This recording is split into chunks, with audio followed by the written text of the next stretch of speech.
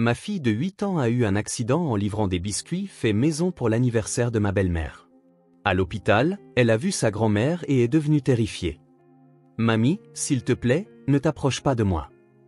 L'infirmière m'a chuchoté. Votre fille a quelque chose d'important à.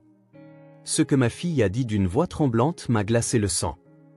Avant de commencer l'histoire, n'oubliez pas de laisser un like et de vous abonner à la chaîne pour voir plus d'histoires comme celle-ci. Le son des carillons du matin, résonnant à travers le quartier résidentiel de Pennsylvanie, annonçait le début d'un samedi tranquille. Dans la maison de style colonial de la rue Maple, Jessica Harrison préparait du café dans la cuisine tout en regardant par la fenêtre. Son visage reflétait la douce sérénité acquise au fil de 10 ans de mariage et le sourire chaleureux que lui procurait son travail quotidien à la boulangerie locale. « Maman, ce n'est pas l'anniversaire de mamie aujourd'hui ?» Emma dévala les escaliers et fit irruption dans la cuisine, encore en pyjama. Les yeux vifs de la fillette de 8 ans, héritée de sa mère, pétillaient, sa tête déjà pleine de projets pour la journée. Jessica sourit en lissant doucement les cheveux en bataille de sa fille. « C'est exact. C'est l'anniversaire de mamie Dorothy. On lui prépare un cadeau ensemble après le petit déjeuner ?» Les yeux d'Emma s'illuminèrent encore plus. « J'ai décidé hier que j'allais lui préparer des cookies aux pépites de chocolat. Mamie me dit toujours qu'elle adore mes cookies. » Jessica ressentit des émotions contradictoires en observant la joie pure de sa fille. Sa relation avec Dorothy, la mère de son mari Mark, n'était en aucun cas mauvaise. Cependant, il y avait des moments où elle percevait une certaine distance. Lorsqu'ils s'étaient mariés 10 ans plus tôt, sa belle-mère l'avait accueilli en apparence, mais au fond de son cœur, Jessica ne pouvait se défaire du sentiment d'être perçue comme la femme qui lui avait volé son fils. Mark était parti tôt le matin pour son travail sur un chantier de construction. En tant que chef de chantier, il était responsable et dévoué à sa famille, mais il se comportait toujours de manière un peu puérile en présence de sa mère. Chaque fois que Jessica assistait à cette scène, elle se demandait si elle s'était véritablement intégrée à ce cercle familial. « Maman, où sont les œufs? Où est le beurre ?» Emma avait déjà traîné une chaise de la cuisine jusqu'à l'évier et commençait ses préparatifs pour faire des cookies. « Prenons d'abord le petit déjeuner. Ensuite, nous ferons les cookies, » dit Jessica en riant, dirigeant sa fille vers la table à manger. Sa belle-mère, Dorothy, vivait seule dans une petite maison à environ 15 minutes en voiture de chez eux. Depuis la perte de son mari 3 ans auparavant, elle semblait attendre avec plus d'impatience que tous les visites d'Emma le week-end. Emma, elle aussi, aimait sincèrement passer du temps chez sa grand-mère. Devant sa petite fille, Dorothy affichait une expression douce que Jessica n'avait jamais vue auparavant. Tel un doux rayon de soleil, elle écoutait avec ferveur chaque histoire insignifiante que lui racontait Emma. « Mamie dit que quand elle mange mes cookies, on dirait qu'ils ont été faits par un ange », raconta joyeusement Emma en mangeant son porridge. « Aujourd'hui, je vais mettre plein de pépites de chocolat pour qu'ils soient exactement comme elle les aime. » Le cœur de Jessica se réchauffa devant l'affection pure de sa fille. En même temps, en pensant à l'amour profond que Dorothy témoignait à Emma, elle ne pouvait s'empêcher de remarquer la différence de traitement à son égard. Dorothy n'était jamais impolie, mais elle maintenait toujours avec Jessica une manière poliment distante, la traitant presque comme une invitée. Après le petit déjeuner, mère et fille se mirent à l'ouvrage dans la cuisine. Emma mélangea le beurre et le sucre de ses petites mains, tandis que Jessica ajoutait les œufs et la farine. En incorporant les pépites de chocolat, Emma murmura avec une expression sérieuse, « Je mets plein d'amour dedans pour que mamie soit contente. » Jessica sourit à ces mots, tout en ayant honte de ses propres émotions complexes face à l'innocence de sa fille. Lorsque le riche arôme des cookies commença à s'échapper du four, Emma ne put contenir son excitation et se mit à danser sur place. « Maman, je suis sûre que mamie sera très heureuse, n'est-ce pas? » « Bien sûr qu'elle le sera. Ce sont des cookies que tu as fait avec tout ton cœur, » répondit Jessica en serrant sa fille dans ses bras. Dans son cœur, elle espérait que cette journée serait l'occasion d'approfondir un peu sa relation avec sa belle-mère. Elle voulait passer un moment chaleureux en famille pour l'anniversaire spécial de Dorothy. Une fois les cookies complètement refroidis, Emma commença à les emballer soigneusement avec sa mère. Elles nouèrent un ruban doré autour d'un papier cadeau rose pâle et y attachèrent une carte faite main qu'Emma avait dessinée. Le dessin de la fillette de 8 ans dépeignait une scène chaleureuse où elle et sa grand-mère se tenaient la main en souriant. « Maman, regarde. Je suis sûre que mamie va pleurer de joie, » dit Emma en tenant le cadeau fini délicatement dans ses 2 mains, les yeux brillants. Jessica contempla le sourire innocent de sa fille tout en sentant une légère hésitation au fond de sa poitrine. L'affection de Dorothy pour Emma était sincère. Cependant, elle ne pouvait se défaire du sentiment qu'un mur invisible se dressait toujours entre Dorothy et elle. Pourtant, aujourd'hui, c'était l'anniversaire de sa belle-mère. Elle voulait le célébrer de tout cœur, en famille. Oui, je suis sûr qu'elle sera ravie. Mais livrons-le cet après-midi. Quand papa rentrera du travail, nous pourrons y aller tous ensemble. Mais je veux le lui donner tout de suite, bouda Emma en gonflant les joues. C'est seulement à 10 minutes de marche de chez mamie, non? J'y vais toujours toute seule. En effet, Emma rendait visite à sa grand-mère presque tous les week-ends. Le trottoir qui partait de la rue Maple était très fréquenté, et le long du chemin vivaient des voisins qu'Emma connaissait bien. D'habitude, il n'y aurait eu aucune raison de s'inquiéter. Cependant, pour une raison inconnue, Jessica ressentait un malaise aujourd'hui. Mais aujourd'hui, c'est un jour spécial. Je pense que papa voudra venir aussi, tenta-t-elle de la convaincre gentiment. Emma se laissa tomber sur une chaise de la cuisine et posa le cadeau sur ses genoux. Papa a été très occupé par son travail ces derniers temps, et il est fatigué. Et puis mamie me félicite toujours quand je viens seule, en me disant « Tu es devenue une grande fille ». S'il te plaît, maman, laisse-moi y aller toute seule. Voyant l'expression sérieuse de sa fille, Jessica hésita. C'est vrai que Marc avait été très occupé dernièrement, travaillant comme chef de projet sur un grand chantier. La nuit dernière, il était resté penché sur des plans jusqu'à tard, et ce matin, il était parti tôt pour le chantier. Il avait mentionné que même le samedi, il y aurait des contrôles d'avancement des travaux. Emma, mais maman s'inquiète trop, dit Emma sur le ton d'une petite adulte. J'ai 8 ans maintenant. Et puis, je pourrais aller chez mamie les yeux fermés. Jessica regarda par la fenêtre. La douce lumière d'un matin de novembre illuminait paisiblement les arbres de la rue. En ce samedi matin, elle pouvait voir des voisins se promener tranquillement. C'était la scène paisible habituelle du week-end. D'accord, mais tu dois rester sur le trottoir. N'accompagne aucun inconnu et appelle-moi dès que tu arrives chez mamie. Tu me le promets? Promis. Emma sauta de sa chaise et serra sa mère dans ses bras. Merci, maman. Je pense que mamie sera si heureuse. Emma changea rapidement de vêtements et rangea soigneusement le cadeau dans son petit sac à dos. En mettant ses chaussures dans l'entrée, elle se retourna et demanda « Maman, est-ce qu'il y a quelque chose que tu veux que je dise à mamie? Dis-lui joyeux anniversaire, et que nous viendrons fêter ça avec papa ce soir. » Jessica posa sa main sur l'épaule de sa fille. « Fais attention sur le chemin. » Compris. J'y vais. Emma quitta la maison joyeusement. Jessica resta sur le pas de la porte et la regarda jusqu'à ce que la petite silhouette de sa fille disparaisse au coin de la rue. De retour dans la maison, elle jeta un œil à l'horloge. 11h30. Emma devrait arriver chez sa belle-mère dans 15 minutes. Seule dans la cuisine, Jessica commença à nettoyer le désordre laissé par la préparation des cookies. En lavant les bols, elle se souvint de sa première rencontre avec sa belle-mère. C'était lorsque Marc la lui avait présentée pendant leur fréquentation. Dorothy l'avait accueilli poliment, mais Jessica avait senti des émotions complexes derrière ce sourire. Même pendant les préparatifs du mariage, Dorothy avait été coopérative. Cependant, elle avait eu tendance à privilégier ses propres opinions par rapport aux suggestions de Jessica. Du choix de la robe de mariée au menu de la réception, en passant par l'emplacement de leur nouvelle maison, elle s'était ingérée dans chaque décision sous prétexte que c'était pour le bien de Marc. À l'époque, Jessica avait essayé de voir cela comme le comportement naturel d'une mère qui aimait son fils. Après la naissance d'Emma, l'attitude de sa belle-mère avait quelque peu changé. Son affection pour sa petite fille était clairement sincère, et quand Emma pleurait, elle se calmait souvent instantanément dès que Dorothy la prenait dans ses bras. Quand Dorothy avait dit « Les liens du sang sont mystérieux, n'est-ce pas ?» Jessica s'était sentie partagée. Vers midi, Jessica regarda l'horloge. Plus de 30 minutes s'étaient écoulées depuis le départ d'Emma. Normalement, elle serait arrivée depuis longtemps et aurait appelé. Elle décida d'attendre encore un peu et commença à plier le linge. 12h15, toujours pas d'appel. Jessica commença à s'inquiéter. Peut-être avait-elle rencontré une amie en chemin et discutait-elle. Emma était une enfant sociable, appréciée des voisins. 12h30, c'était vraiment trop tard. Jessica prit son téléphone portable et se demanda si elle devait appeler chez sa belle-mère.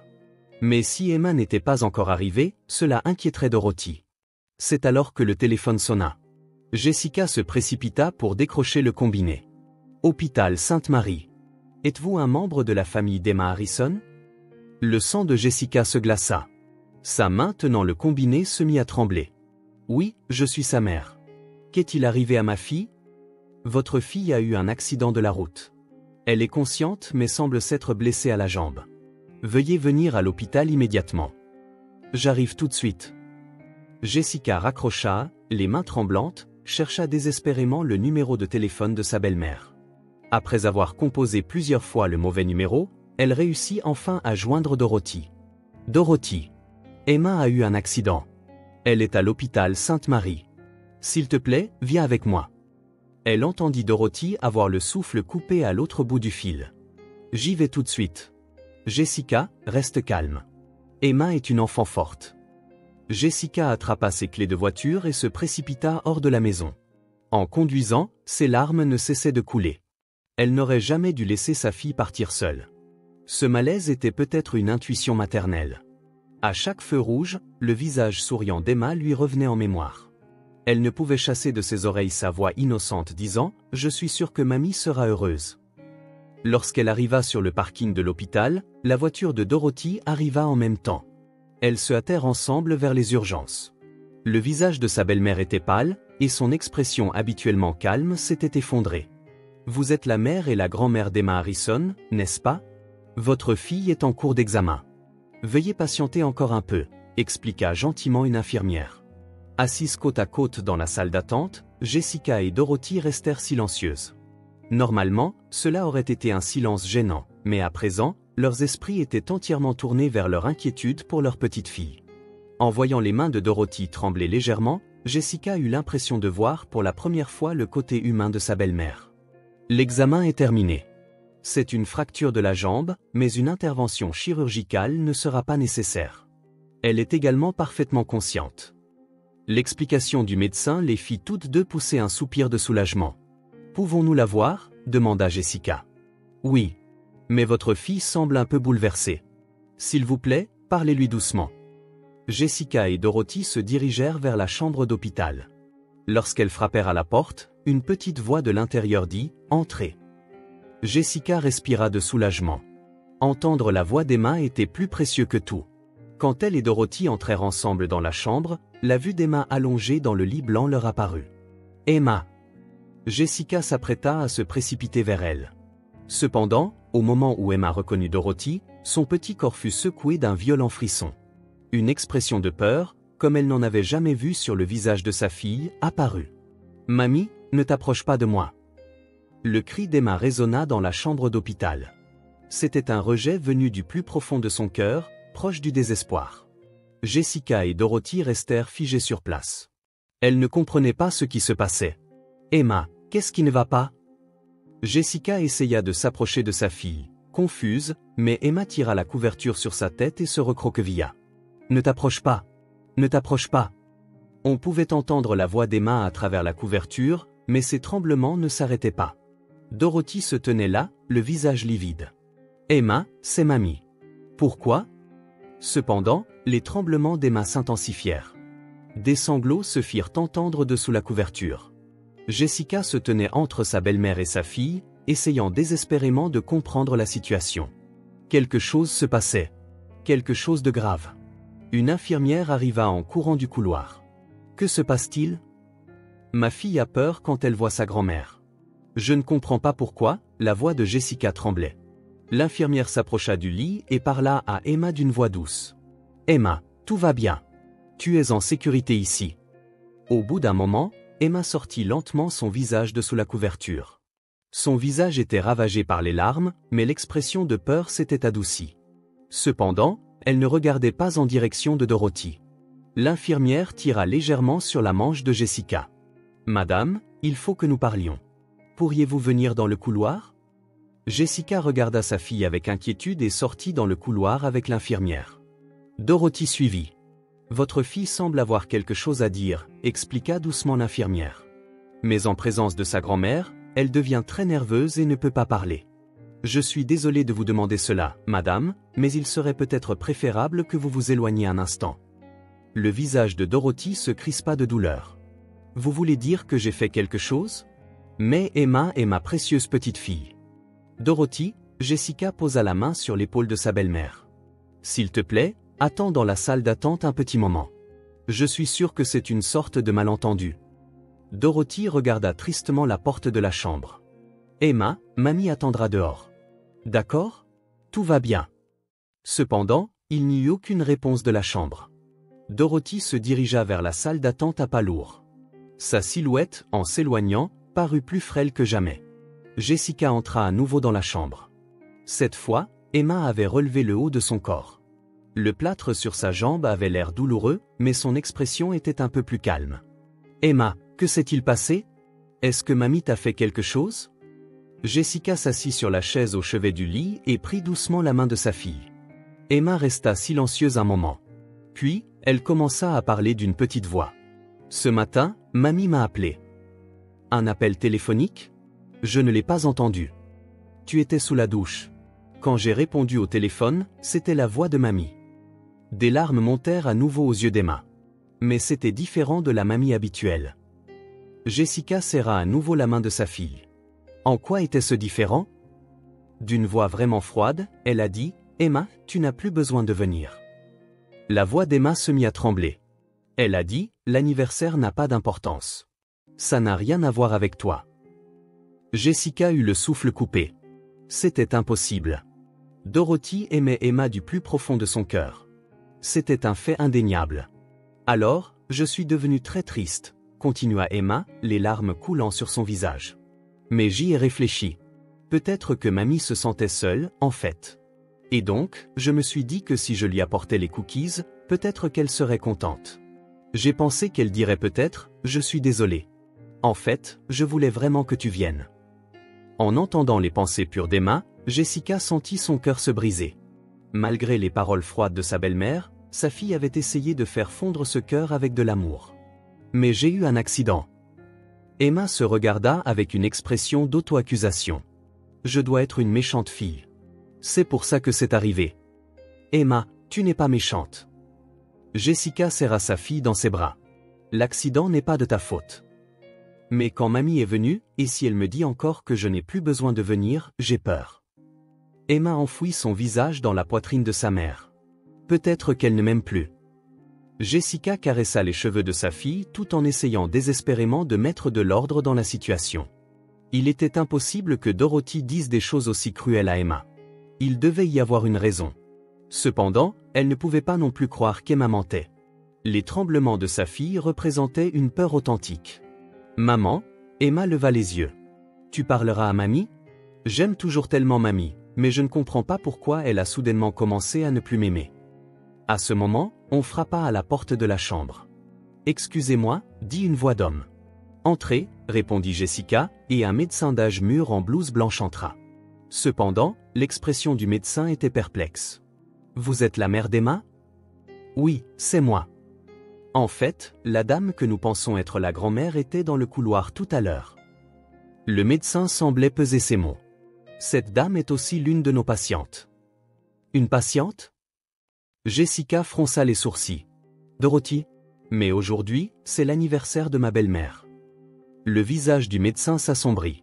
C'est difficile à dire, mais nous devons parler. Pourrions-nous discuter dans un bureau privé? Jessica baissa les yeux vers Emma. Sa fille était adossée au lit, l'air épuisé. Emma, maman va parler un peu avec le docteur. Je reviens tout de suite. D'accord. Mais tu poseras des questions sur mamie? Pourquoi elle a soudainement commencé à ne plus m'aimer? Je lui demanderai. Jessica embrassa le front de sa fille. Tu n'as rien fait de mal. Tu t'en souviens? Dehors, dans le couloir, le médecin regarda Jessica avec une expression grave. Nous devons parler. C'est très important. Guidée par le médecin dans un petit bureau de consultation, Jessica s'assit sur une chaise, mais n'arrivait pas à se calmer. La voix tremblante d'Emma ne quittait pas ses pensées, et elle ne comprenait pas le comportement de sa belle-mère. Le médecin semblait choisir ses mots avec soin.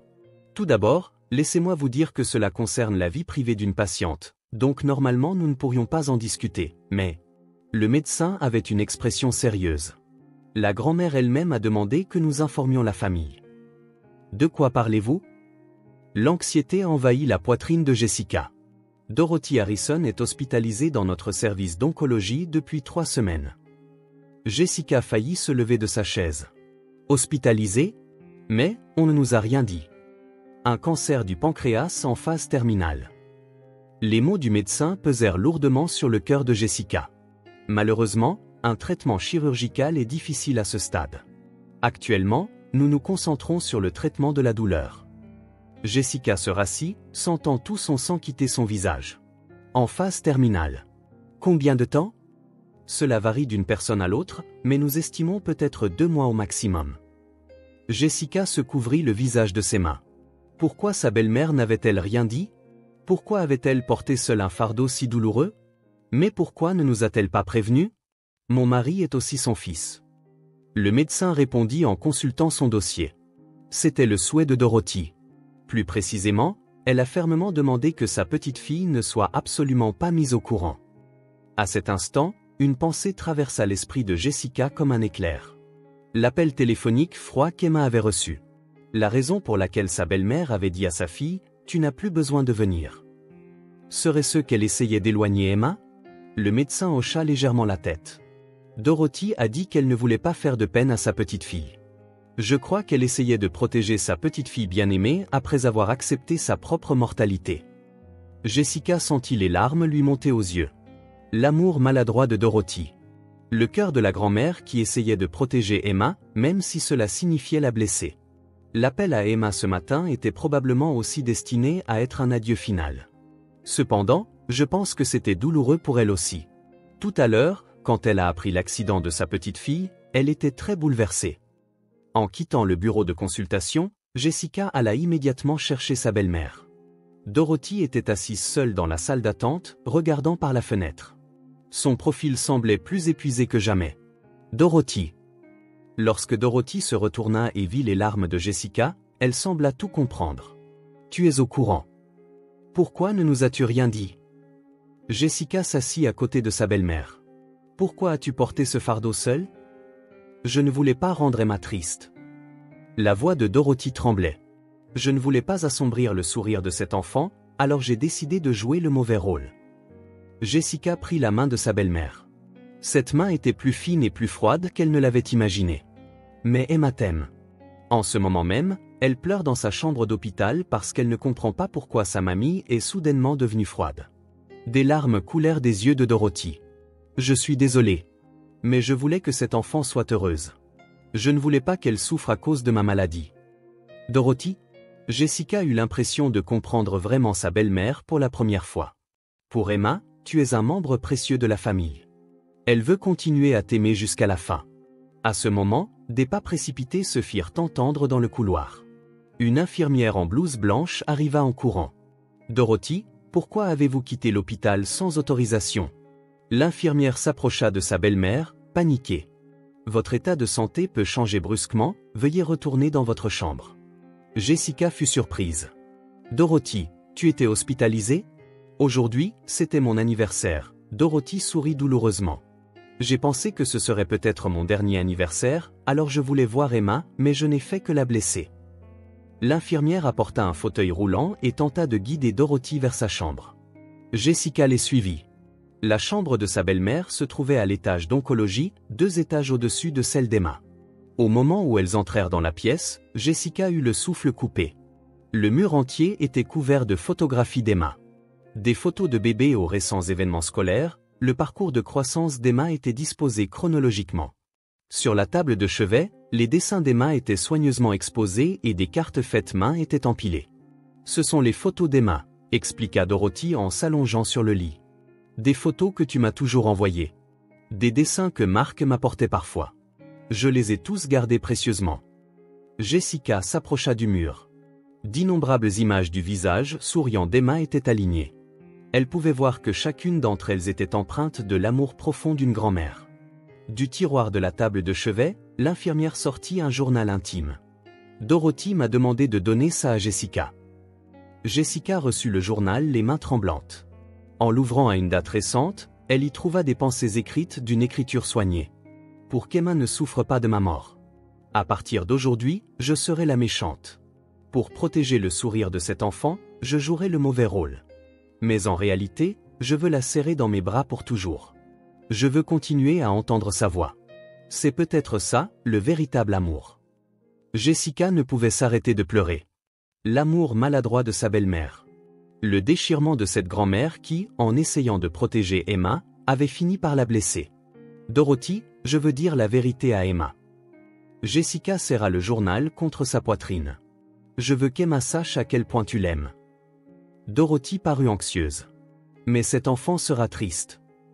Oui, mais en sachant qu'elle est aimée, elle deviendra sûrement plus forte. Et, Jessica serra la main de sa belle-mère, je veux que tu passes le temps qu'il te reste avec tes vrais sentiments. Dorothy réfléchit longuement, puis finit par hocher légèrement la tête. D'accord. Mais si cet enfant ne veut pas de moi, j'abandonnerai immédiatement. Jessica sourit. Tout ira bien. Emma veut toujours être aimée par toi. Avant de quitter la chambre, Jessica regarda à nouveau le mur de photographie. C'était bien là le témoignage d'un amour familial. Elle sentit qu'elle comprenait enfin les vrais sentiments de sa belle-mère, invisibles jusqu'alors. De retour dans la chambre d'Emma, sa fille attendait anxieusement sa mère. Jessica s'assit à côté du lit de sa fille et lui prit doucement la main. « Emma, je dois te parler de mamie. » « Est-ce que mamie a vraiment commencé à ne plus m'aimer ?» Des larmes montèrent aux yeux d'Emma. « Non. Mamie t'aime plus que quiconque au monde. Mais il lui est arrivé quelque chose de très difficile. » Jessica expliqua la maladie de sa belle-mère à sa fille avec des mots adaptés à son âge, de la manière la plus compréhensible possible. Emma ne comprit pas tout de suite, mais saisit peu à peu la situation. « Est-ce que mamie va mourir ?»« C'est possible. Mais elle dit qu'elle veut passer le temps qui lui reste avec nous. » Emma pleura, puis, entre deux sanglots, murmura « Je veux voir mamie. Je veux lui dire que je suis désolée. » Jessica installa Emma dans un fauteuil roulant et se dirigea vers la chambre de Dorothy. Lorsqu'elles frappèrent à la porte, une voix faible répondit « Entrez ». Emma, en entrant dans la pièce, fut stupéfaite de voir le mur entier couvert de ses propres photographies. « Ce sont toutes des photos de moi. » Dorothy essaya de se redresser, mais resta allongée, manquant de force. « Emma, tu es venue me voir. » Emma se leva du fauteuil roulant et s'approcha lentement du lit de Dorothy. Traînant sa jambe plâtrée, elle avança de toutes ses forces. « Mamie, je suis désolée. » Emma prit la main de sa belle-mère. « Je t'aime tellement, mamie. Alors, s'il te plaît, ne me déteste pas. » Dorothy serra Emma dans ses bras en pleurant. « Je suis désolée, Emma. C'est mamie qui devrait être désolée. Je t'ai fait du mal. Mamie essayait de me protéger, n'est-ce pas? Maman me l'a dit. » Emma posa sa main sur la joue de sa belle-mère. « Mais je veux être avec mamie jusqu'à la fin. » Pendant le mois qui suivit, Emma rendit visite à sa grand-mère presque tous les jours. Dorothy passa aux soins palliatifs à domicile et put passer le temps qui lui restait avec sa famille. Emma et Dorothy firent des cookies ensemble. Les jours où sa belle-mère se sentait bien, elle racontait à Emma des histoires du passé. Les mauvais jours, Emma lui lisait des livres d'images. Jessica ajusta également son emploi du temps pour chérir le temps qu'elle passait toutes les trois. Mark, lui aussi, savoura chaque instant des derniers moments de sa mère. La famille entière en vint à s'apprécier plus que jamais. Un matin, Dorothy s'éteignit paisiblement dans son sommeil. Emma, tenant la main de sa grand-mère, entendit ces derniers mots. « Merci, mon ange. » Après les funérailles, Emma dit à sa mère, « Je chérirai ce que mamie m'a laissé. » Avec le fonds d'études que Dorothy avait laissé, Emma poursuivit ses études pour réaliser ses rêves. Chaque année, à l'anniversaire du décès de sa belle-mère, ils offraient des cookies faits maison et partageaient des souvenirs en famille. Un an après la mort de sa grand-mère, Emma écrivit dans une rédaction « Mamie m'a appris qu'aimer signifie parfois faire des choix douloureux. Mais cet amour reste pour toujours dans le cœur. » Jessica observait la croissance de sa fille tout en réfléchissant à sa relation avec Dorothy. Bien qu'elle ait initialement ressenti de la distance avec sa belle-mère, elles avaient fini par devenir une vraie famille. La vraie famille, ce n'est pas seulement une question de lien du sang. C'est prendre soin du cœur des autres. Même lorsqu'il y a des malentendus et des conflits, l'amour finit toujours par passer.